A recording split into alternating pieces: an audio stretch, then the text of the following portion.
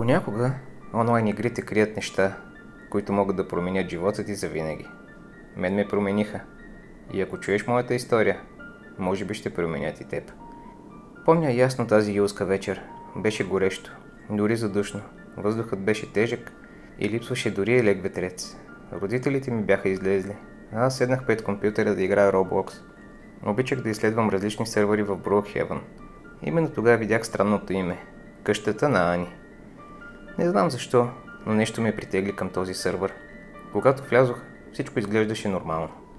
Докато не видях онази къща в края на улицата. Изглеждаше по-реална от другите. Не беше типичната за Roblox графика. Когато отворих вратата, я видях. Момиченце със светла коса, седнало в ъгъла. Написах здравей, но тя не отговори. Писах отново и тогава получих съобщението, което ще помня до края на живота си. Можеш ли да ме видиш? Да ме видиш истински. Помня как ръцете ми затрепераха над клавиатурата. Отговорих, че я виждам. И тя започна да разказва. Аз съм Ани. Той ме държи в тъмна стая.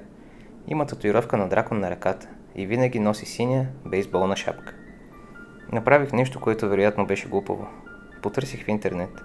Изчезнало момиче Ани Владикавказ. И го намерих. Статия от преди 2 години за едно 11-годишно момиче, което изчезнало по пътя от училище. Снимката беше същата като аватара в играта. Сърцето ми ускори ритъма си. Не можех да повярвам. Това не беше игра. Нещо ужасно се случваше. Започнах да водя подробни записки. Всеки разговор с Ани беше пълен с конкретни детайли. Къща с червени тухли в индустриалната зона. Високо дърво пред прозореца. Мъж с дракон на ръката. Синя бейсболна шапка.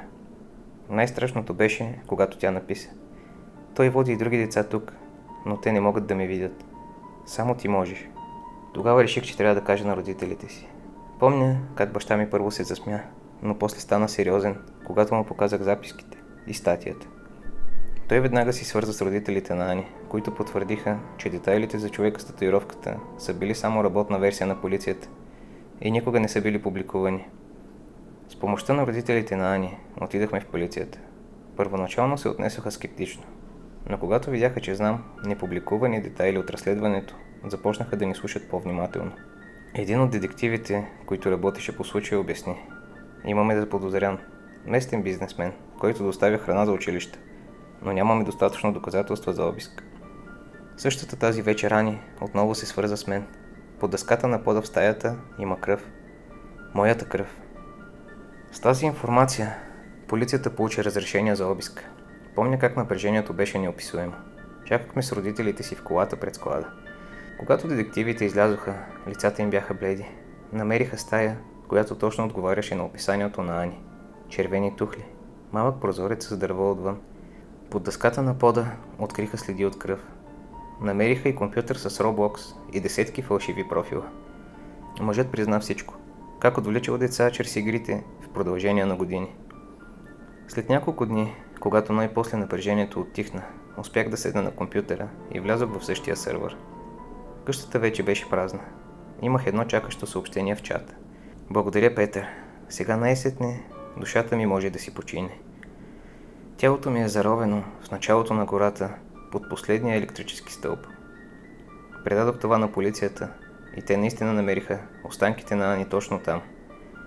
От този ден не гледам на онлайн игрите по същия начин.